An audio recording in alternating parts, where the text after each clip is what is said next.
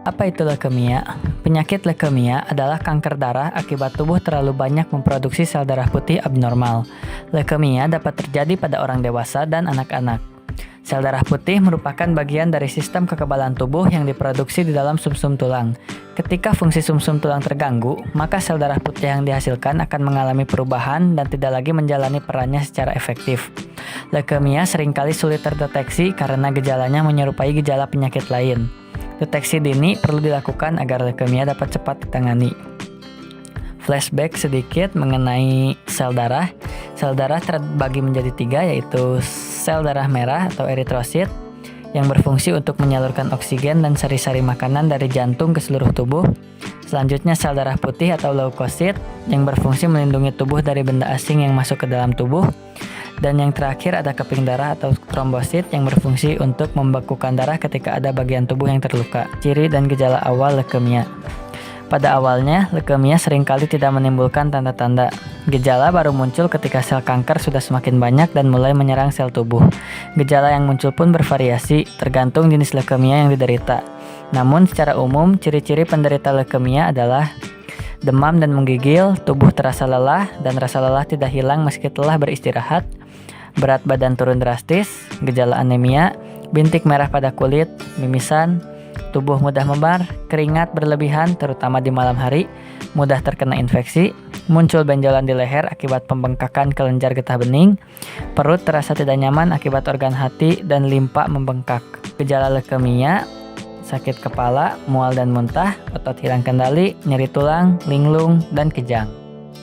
Penyebab leukemia.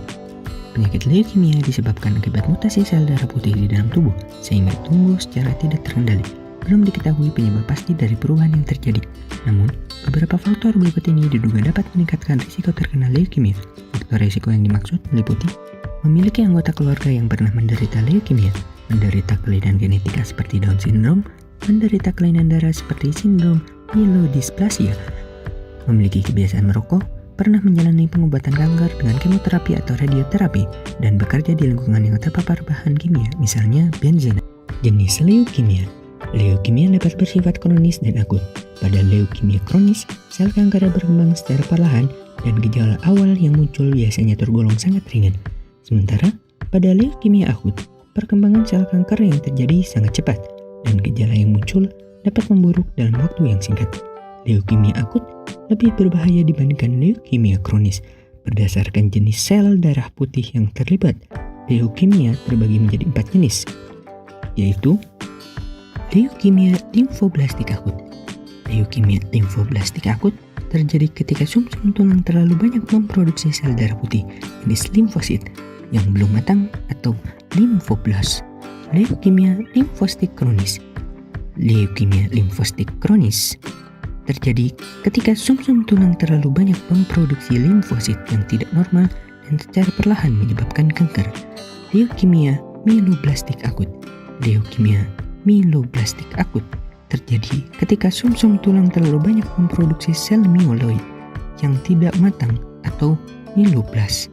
Leukemia myelostik kronis. Leukemia myelostik kronis terjadi ketika sumsum tulang tidak mampu memproduksi sel myeloid yang matang.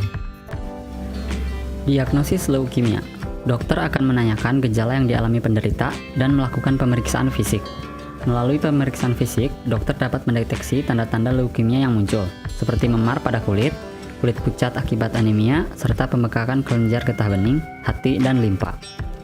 Meski demikian, diagnosis leukemia belum dapat dipastikan hanya dengan pemeriksaan fisik.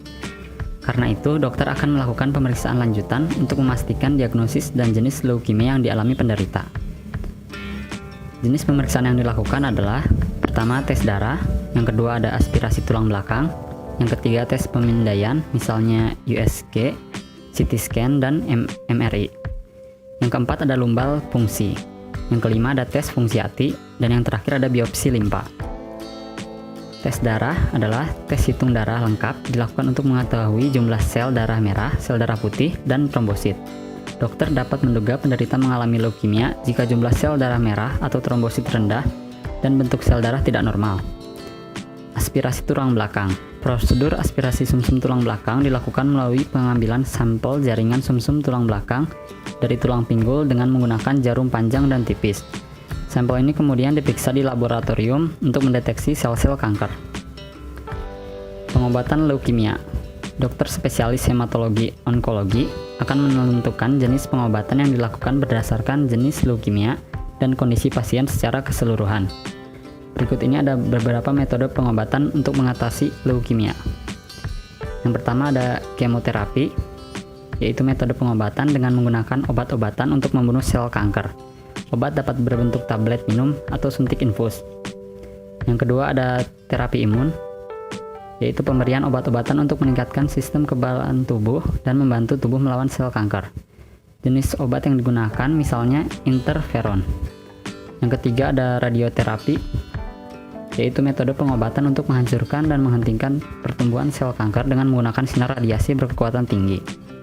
Dan yang terakhir ada transplantasi sumsum tulang belakang, yaitu prosedur penggantian sumsum tulang belakang yang rusak dengan sumsum tulang belakang yang sehat. Komplikasi leukemia. Leukemia dapat menyebabkan komplikasi jika penanganan tidak segera dilakukan. Beberapa komplikasi yang dapat terjadi adalah pendarahan pada organ tubuh seperti otak atau paru-paru, tubuh rentan terhadap infeksi, lalu resiko munculnya jenis kanker darah lain, misalnya limfoma. Komplikasi juga dapat terjadi akibat tindakan pengobatan yang dilakukan. Berikut ini beberapa komplikasi akibat pengobatan leukemia. Graft versus host disease, yaitu komplikasi dari transplantasi sumsum tulang. Anemia hemolitik, yaitu penyakit kurang darah akibat penghancuran sel darah merah lebih cepat dibandingkan pembentukannya. Infertilitas atau mandul, gangguan fungsi ginjal, tumor lisis sindrom atau sindrom lisis tumor, yaitu kelainan metabolik yang sering terjadi akibat sel-sel tumor lisis secara cepat baik spontan ataupun karena pengobatan anti kanker. Sel kanker muncul kembali setelah penderita menjalani pengobatan. Pencegahan leukemia. Belum ada cara yang efektif untuk mencegah leukemia hingga saat ini. Namun, ada beberapa cara yang dapat dilakukan untuk menurunkan risiko Anda terkena leukemia. Di antaranya, melakukan olahraga secara teratur, menghentikan kebiasaan merokok, menggunakan alat pelindung diri, terutama jika Anda bekerja di lingkungan yang rentan terpapar bahan kimia, seperti benzena. Lalu melakukan pemeriksaan kesehatan secara rutin untuk mendeteksi kanker sejak dini, terutama jika Anda memiliki riwayat kanker dalam keluarga.